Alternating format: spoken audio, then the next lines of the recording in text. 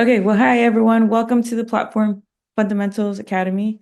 We are thrilled um, to end the year with this session at the top of the hour. I'm Patty Montesinos, your Platform Outbound Product Manager and today's host. This year we had incredible sessions throughout our platform fundamentals, and today we're going to give a recap of each of those topics. But before we get started, let me share a few quick logistics. A couple of housekeeping items. These presentations, just to keep in mind, they're crafted for you in mind. So our goal is really to inspire you with fresh ideas, practical use cases that will elevate your understanding of our platform tools. So don't worry if you missed something. We're definitely recording this and it'll be available in our community within our Platform Fundamentals Academy forum. You can catch it later. Feel free to fire away with any questions that you have during the presentation. Just make sure to post them within the Q&A section of the Zoom meeting so that our amazing panelists can help address them. And if we end up running out of time and we don't get a chance to answer your question, don't worry, we'll make sure to follow up. We want to make sure your voices are being heard. So we'll follow up and answer them and reach out to you.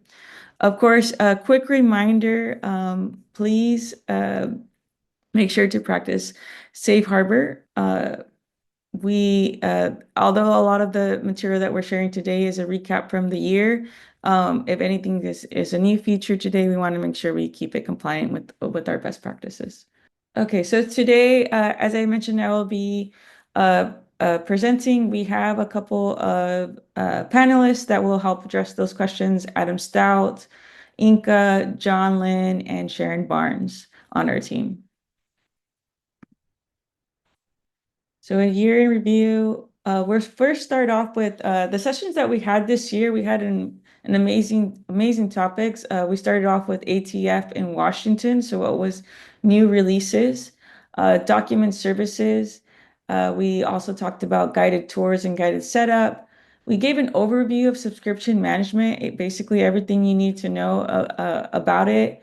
Then we had a follow-up session on mapping custom tables within subscription management. Then we also had a topic just recently about leveraging Now Assist skills for ATF test creations. We also gave an update about what was new in upgrades within Washington. And then lastly, we'll end with resources and answer any questions throughout the presentation. So let's start off with a recap on ATF. What's new in ATF in Washington? We focused on automated test framework, its updates, and the resources that are available to help you get the most out of it. Whether you're new to ATF or looking to enhance your skills, this session provided valuable insights related to its features, test generation, and Cloud Runner. But before we dive in, for those that don't know what ATF is, it's our automated test framework. It continues to improve test automation within ServiceNow for the ServiceNow platform. It enables you to validate configurations and integrations efficiently, and it reduces any manual testing efforts. So really ensuring that you have ensured the highest quality and consistency of performance within your platform. So some of the key insights for this, we did a demo and went through the test generator. For those that don't know, the availability is available as of Tokyo via the ServiceNow store. The test generator, what it is, it analyzes your instance behavior basically over the past 6 months and uses the data from tables and forms and service catalogs to automatically generate relevant ATF tests for you. So it's a very smart solution, creating meaningful and data-driven test cases. Within the test generator, it does provide support for custom apps. It does have expanded, so you don't have to worry about just out-of-the-box functionality, but it will provide support for any custom applications that you created in terms of generating relevant tests for those. As long as you have data available, it'll create tests for it. It has expanded coverage as well, and what that means is it's not just dependent on leveraging the tables to create those tests, but it also will leverage forms and service catalogs. items in order to generate more broad testing for your instance. Um, it does provide preset savings. So to simplify your workflows, you can save presets for specific application scopes. This feature enables you to regenerate tests quickly and instantly based on predefined criteria. And then it has a backward capability. So the test generator will support backward capability with the latest version compatible with Tokyo Patch 5. Disposable tests, it's generated by this tool are disposable, so designed to adapt to your instance behavior and the data as it evolves over time. So this really helps ensure that it's going to be relevant and up to date for you. Then we went over Cloud Runner. Cloud Runner is a powerful feature within ATF. It enhances your test capabilities as well. It enables you to execute those tests directly within the platform. There's no need to keep local devices active during the test execution. This is definitely a game changer in terms of efficiency. It provides headless browser solutions. So this is can be can be sometimes complex and time consuming, but Cloud Runner will be able to run tests seamlessly through your infrastructure. It's able to run parallel test execution. And then within performance testing, the Cloud Runner is essential. It helps identify any regressions and pinpoint components causing delays. And then you can also schedule tests within Cloud Runner. You can schedule them overnight or a specific time window without any manual intervention. We also went through in terms of the support capabilities within configurable workspace. ATF is now able to support custom tests within the UIB experience. This is activated by default on the Washington, D.C. And so that definitely helps with designers in terms of testing any of the new designs within your UI. For document management, this was a great topic presentation. This covered the essentials of document managing, focusing on best practices, tools, and strategies to effectively manage and organize documents within a platform. It emphasized the importance of maintaining the document integrity and accessibility and security. So it did include some demos of key features and functionalities that have been enhanced in the document management process.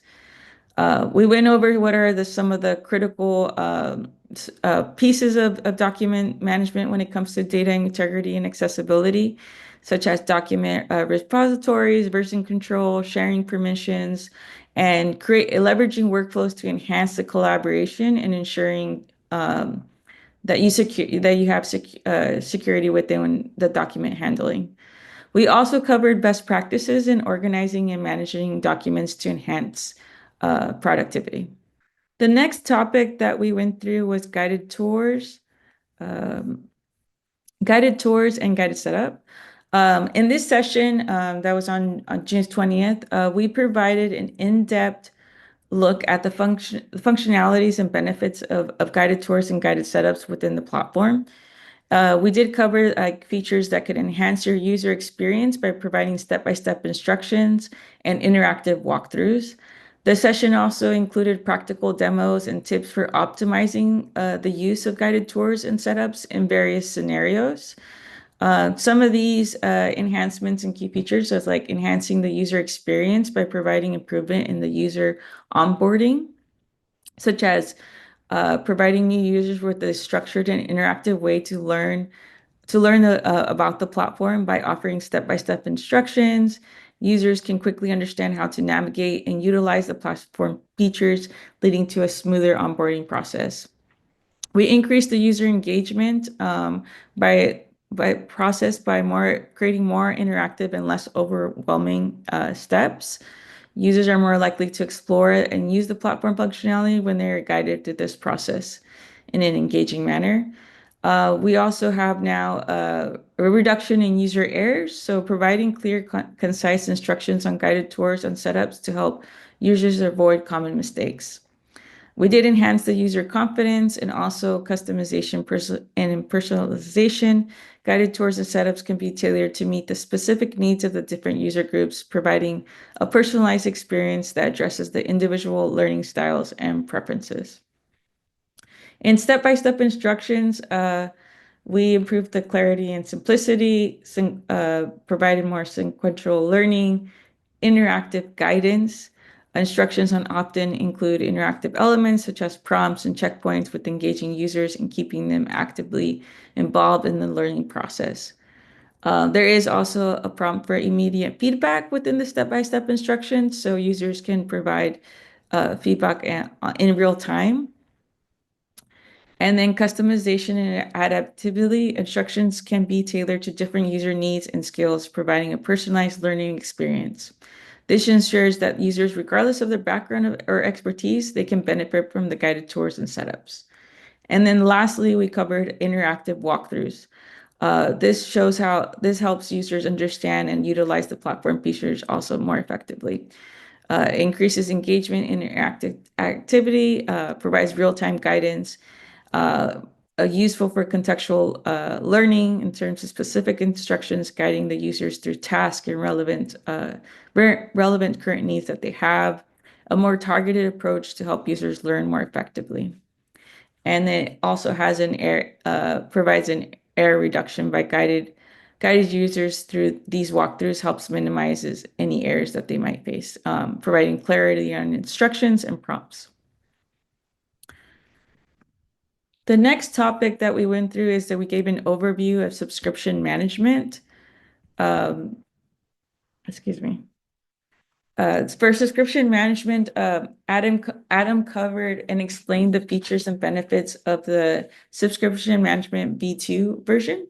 He went through what the new version covered, as well as the insights and recommendations and custom table mapping. He advised customers to install it from the store and upgrade to the Washington, correct me if I'm wrong, Adam, is it version 0.4? 4 and version 4.1 came out in November. So that this one was most of this is still going to be relevant, but it did get better in August and it got better in November, and it will probably get better as we go forward beyond that. Awesome. Within this session, we did cover the 4 different types of subscriptions, but we focused more on the peer user type, which is the one that we recommend. Um, the need to configure by user subscription by mapping groups and roles and using workflows and data certification to govern them. This is a per user covers fulfilled based subscriptions. It helps alleviate the pain of basically like for those that need access to that need access that don't I'm sorry, for those that need access to to certain to certain access to the certain products will get it, and those that don't wouldn't get it. Um, we also went through using workflows, so there's no hard limits items to consider when governing the flows, and we did do an example of a demo that I highly recommend folks to watch. Then the next one we went through is a deep dive on subscription management mapping custom tables. In this session, we really went through focusing on the mapping of custom tables, providing a comprehensive overview of the process, highlighting the importance of accurate data mapping for effective subscription management. The session includes practical demos and tips for optimizing the use of custom tables in subscription management. For example, custom tables are identifying which ones are custom tables. So we went through how you can identify them, those that start with a U and an underscore or have an X are part of the custom tables. We also went over exemptions in inventory. So some tables are exempt from being considered custom based on their extensions or automatic creation by ServiceNow features. And these are tracked in specific inventories. Then we went through the actual demo of custom tables, and the mapping to ensure accurate subscription reporting and allowing users with the appropriate entitlements to access the tables. Trying to think of how we went through. We also went through some specific use cases that provided and illustrated how to map the custom tables to the different subscriptions, such as one of the examples that we went through was ITSM, App Engine, and ITOM. Leveraging Now Assist skills to create ATFs. This is one of our most recent, and I actually have the date wrong on that one. I believe we did this in November. You can catch this from our link to from our forum. The session provides an in-depth look at how to leverage Now Assist to summarize automated test framework tests. It covers the functionality and the benefits of using Now Assist for summarizing ATF tests. It really does help improve the efficiency and accuracy of your overall test management process. And we did do some practical demos and tips for optimizing these test scenarios. So the parts that we cover is on efficiency improvement, so streamlining the test summarization. Now Assist significantly reduces the time and effort required to summarize that manually. It also allows teams to quickly generate comprehensive summaries without intervening manually. It enhances your productivity with Now Assist, handling summarization. Team members can now focus more on critical tasks, thereby improving overall productivity. It helps you reallocate those resources into other areas that need more attention. And then it does provide consistency and accuracy. So Now Assist ensures that the summaries are consistent and accurate. So it minimizes the risk of human error, and then it's also critical for maintaining the integrity of your test results. You're able to make faster decision making. So quick turnaround on those accurate summaries from the Now Assist enables faster decision making and scalability. So if you have large volumes of test data, this really helps make it more scalable for projects of any size. For upgrades in Washington this session was centered on tools and strategies for streamlining the upgrades in the Washington release. While some of those are forward-looking insights into Xanadu and Yokohama, we did mainly focus on what was the current release features. Some of the main areas that we focused on within this session were on streamlining upgrade tools. The webinar detailed the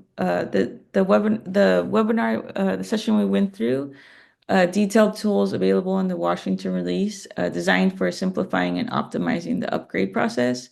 We did go over best practices for upgrades, really providing guidance on how to execute possible upgrades using the features and capabilities that were introduced in Washington.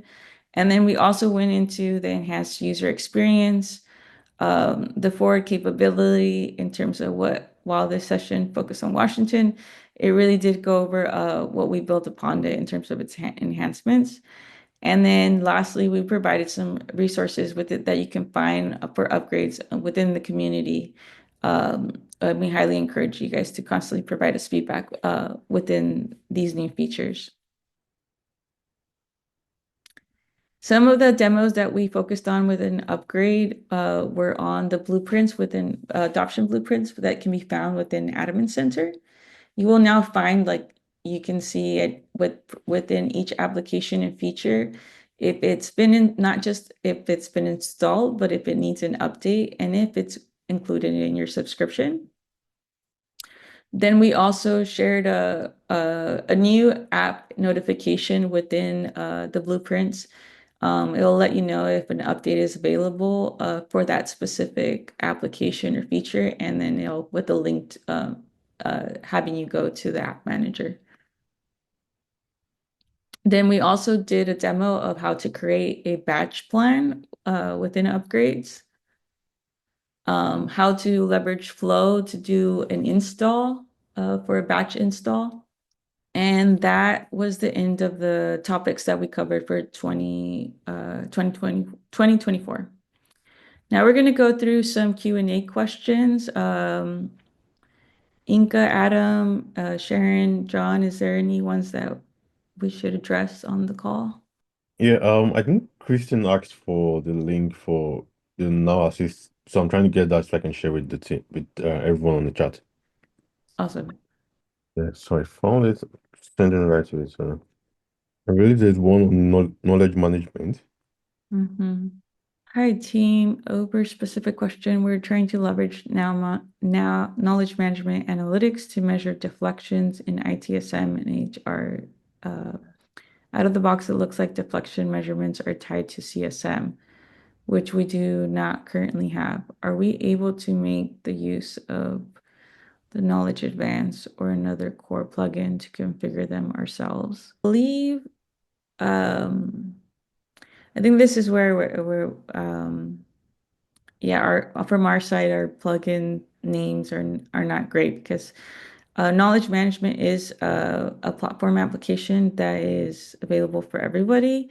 The advanced one I know is provided part of a subscription, I believe. But if you have ITSM and HR, you should be able to leverage without the CSM. I think it's just because our CSM team um, did own knowledge management for a while, and so the development resources were all always coming from them. So that's why physically or it's actually labeled as that. Are you able to install it without any issues, or does it prevent you from installing it? And Ian, please reach out to your account team. They can reach you back to me, and we can get you in touch with the knowledge management team and make sure that you've got access to the correct tools for the job of what you're trying to do here. Yeah, that Patty, that is a bit of a niche, so I'm not exactly sure how that navigates exactly. Yeah, I'm not sure either. I have a feeling it's just one of those things where um the labeling is just not the best experience. So, Patty, I was thinking we could run a couple of polls just to understand what are the topics they liked during the past Yeah. couple of 12 months and see how we can further shape this to their interest for next year. Yeah, that's great. Okay, let's see. So there's another question from Kristen Jones. She wants to see the adoption slide. Mhm. The adoption slide, the guided tours. I believe so, yeah. Yeah, Kristen, for this slide, what do you want to know about this? Can you come off mute so we can discuss? Patty, can we grant someone access to talk? There's someone raising their hands. Go ahead, Christian. You should be able to talk. Hi, thanks for joining me in here. I think I was looking for that. It was, I think, adoption blueprint was actually what I was looking Oh, okay. for. Although I am totally into the tours as well, so I was happy to hear more about that. Sure. But yeah, I wasn't too sure just what I don't know a lot about the adoption blueprint, so I can certainly go look at the a session on that if there uh, was, but I was really curious like what this blueprint is. And like there was a dashboard after this slide, I think too, and I was just curious about what this is. yeah, so that's a great question. Adoption Blueprint is we have this new experience called Admin Center. Um, in within Admin Center, the feature is called Adoption Blueprints. It's designed for the platform owner as you get requests from the maybe other businesses that you support about, hey, we need to drive increase like let's say the user experience or employee satisfaction or whether different, business objectives or OKRs, so to speak. They might pull in these like request cards and you would have different applications that are tied to ServiceNow applications that would help uh, achieve those business objectives. So you can go into the adoption blueprints and it's supposed to make it easier in terms of being able to identify which ones you need to install and what are they like, Oh, okay. what business objectives they're driving. But at the same time, if you don't, if you don't have any of those business objectives, there are some out of the box that come within adoption blueprints. But then your business, like I believe your process owners might have some that they create in terms of when they put in a request. Um, but you can also just come in and see as well an update to those specific apps and features that are recommended for you. And essentially see the like how many of those are currently not installed, but you are entitled to them, or needs a specific update. Okay, cool. In this example, is that reduce incident and keep services flowing? Is that an example of an out of the Yes. box blueprint? Okay. Yeah. And how does a non out of the box one work? If I heard you, you can do that. Oh, a non out of the box. Or I maybe I think just misheard you. no, sorry, I didn't mention non out of the box. I meant more like these cards here in terms of these are we have some that are out of the box that are like ITSM or ITSM HR have Mhm. created that Oh, okay, I'm with you. and so they created sorry, I was a little choppy on that. They created like, let's say like the business objective tied to those applications and in terms of what they're hoping to drive, like what specific Okay. OKRs. And so you would see them here. And so regardless if you don't get a request from the, say, departments that you support, like say Okay. HR, you could go in here and if you see one like, oh, this drives the service issues, identify root cause, you could actually share it with that specific process owner from HR. So just in case they don't know, hey, is this like it creates a conversation. Is this something that you would love for us to install to help achieve this business objective for you? Oh, okay. Oh, I really appreciate this. This looks awesome. I think this will be helpful for me. Yeah, thank you for asking. Thanks for going back. Did you want me to go back to guided tours? You had any specific questions on? Well, I guess I've done a couple, and so I'm interested in the improvements all the time. So I think that's helpful. I'm at a point with our instances, I guess, where I'm just trying to determine good ways to help both of our end users on like the service portal side of things, as well as our internal agents. Where like we support where I'm in an education K-12 education. And so we are contained within that. So it's all of our teachers are essentially my end users. And then I have all of our agents for the different departments. And of course, we've built certain things both on the portal and then within the support function. And I'm trying to figure out really the way to start documenting, teaching, guiding us. We're 5 years into the platform now, and we've done a ton of growth.